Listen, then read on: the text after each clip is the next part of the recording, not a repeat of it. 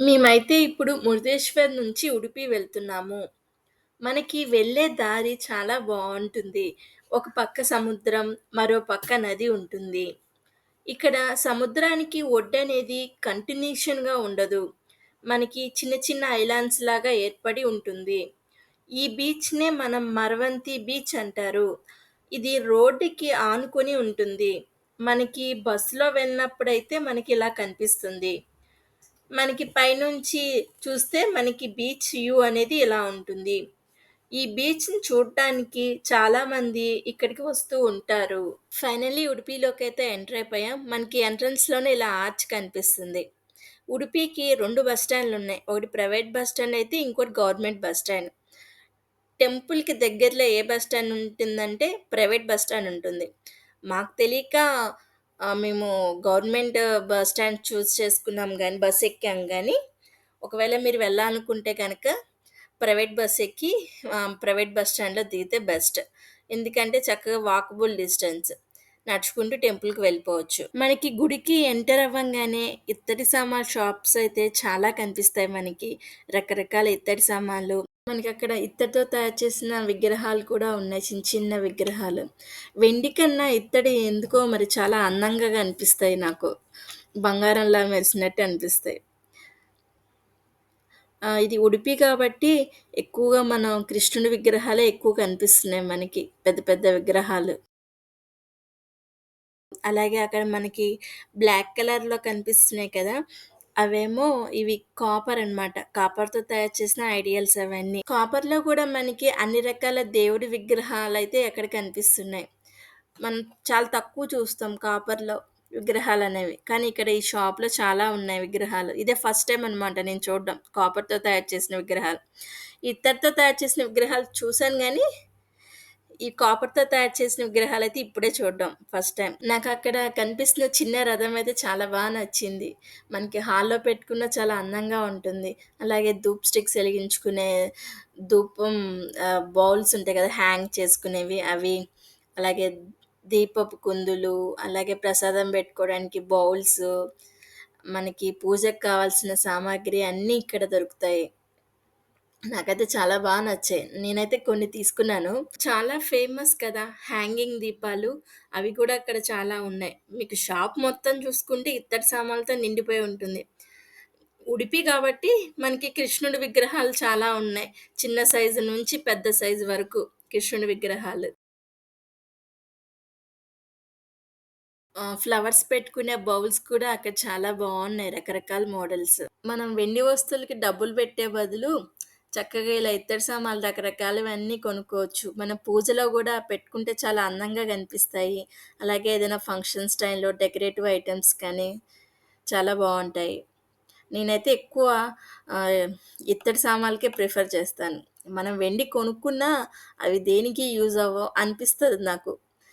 ఇప్పుడు గోల్డ్ అనుకోండి మనకేదైనా అవసరానికి బ్యాంక్‌లో పెట్టుకోవడానికి ఉపయోగపడతది గోల్డ్ అనేది. సిల్వర్ అనేది ఉపయోగపడదు. మనం ఎన్ని కొనుక్కున్నా అలా ఇంట్లో ఉండాల్సిందే తప్ప, దేనికి యూజ్ అవ్వదని నా అభిప్రాయం. ఒక అరగంట సేపు ఆ షాప్‌లోనే గడిపేశాను మొత్తం. అయన్నీ చూసుకుంటూ. నాకైతే చాలా నచ్చాయి అవన్నీ. చక్కగా ఓన్ హౌస్ ఉన్నవాళ్ళైతే చక్కగా డెకరేటివ్ ఐటెమ్స్ అన్నీ కొనుక్కోవచ్చు చక్కగా. చాలా బావుంటాయి గూడా.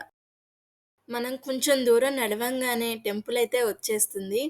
మనకి కృష్ణుడి దేవాలయంతో పాటు మనకి అపోజిట్‌లో కూడా కొన్ని టెంపుల్స్ అయితే ఉన్నాయి.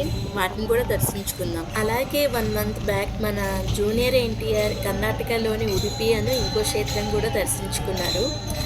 నెక్స్ట్ వీడియో అయితే నేను అదే పెడతాను. ఈలోపే మీరు ఎవరికైనా తెలిస్తే గనక కింద కామెంట్ సెక్షన్‌లో కామెంట్ చేయండి. ఆ క్షేత్రం ఏంటా అని. ఉడిపి క్షేత్రం అనేది చాలా పురాతనమైనది. మనం చాలా దేవాలయాల్లో ద్వారం నుంచి దర్శించుకుంటాం. కానీ ఉడిపి క్షేత్రంలో మటికి అలా కాదు. కిటికీలో ఉంచి స్వామివారిని దర్శించుకుంటాం. అంతేకాకుండా స్వామివారిని కొన్ని రోజులేమో బంగారు ఆభరణాలతో అలంకరిస్తారు. మరికొన్ని రోజులేమో వజ్ర వైడూర్యాలతో అలంకరిస్తారు.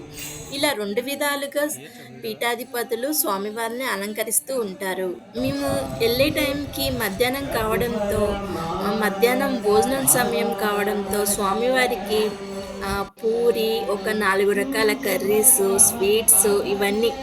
ఒక మన తాళి ఎలా అయితే హోటల్స్‌లో ఆ? ఉంటుందో, అలాగే దేవుడికి కూడా అన్ని రకాల నైవేద్యాలు సమర్పించడం మేము కళ్ళారా చూసామనమాట. అది వీడియో తీయడానికైతే నాకు కుదరలేదు కానీ, చాలా బావుంది. ఆ టైంలో దర్శనం అయితే ఆపేస్తారు. స్వామివారికి నివేదించినప్పుడు మధ్యాహ్నం అయితే విండో అనేది క్లోజ్ చేసేస్తారు.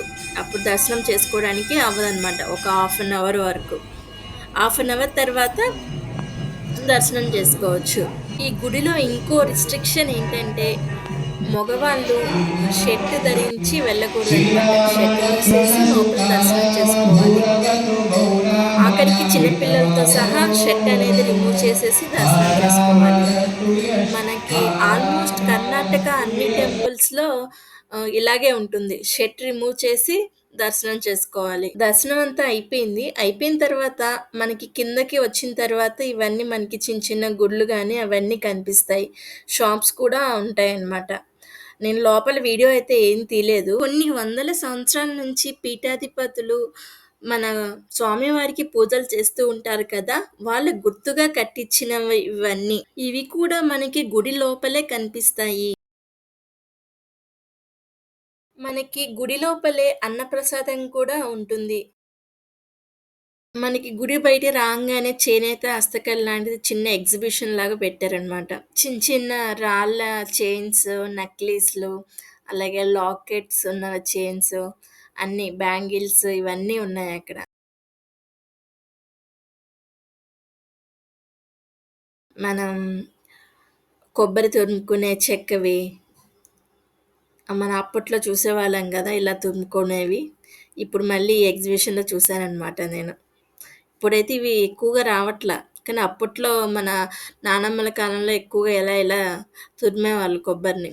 అవి అలాగే కత్తిపీట, అలాగే ఫోన్ స్టాండ్ ఇవన్నీ ఉన్నాయన్నమాట. ఇంకా బట్టలు, ఇంకా అవేమి ఇంకా వీడియో ఏం తీయలేదు. కొంచెమే తీశారనమాట వీడియో. గుడి బయటికి వచ్చిన తర్వాత ఇంకా చాలా షాప్స్ అయితే ఉన్నాయి. మనకు షాపింగ్ చేయాలనే కానీ చాలా వెరైటీస్ అన్నీ ఇక్కడ దొరుకుతున్నాయి. రేట్లు గూడా చాలా ఎక్కువగా ఉన్నాయి. చూడదరాస్. జస్ట్ చూసాననమాట. నేనైతే ఏం కొనలేదు. మొత్తం షాప్స్ అన్నీ అయితే ఎంత మేడం గారు? చూసాను. మనకక్కడ రేట్లు చాలా గట్టిగా ఉన్నాయి ఆర్టిఫిషియల్ కదా. Lotus flowers, artificial rose flowers ఇవన్నీ చాలా బావున్నాయి అక్కడ.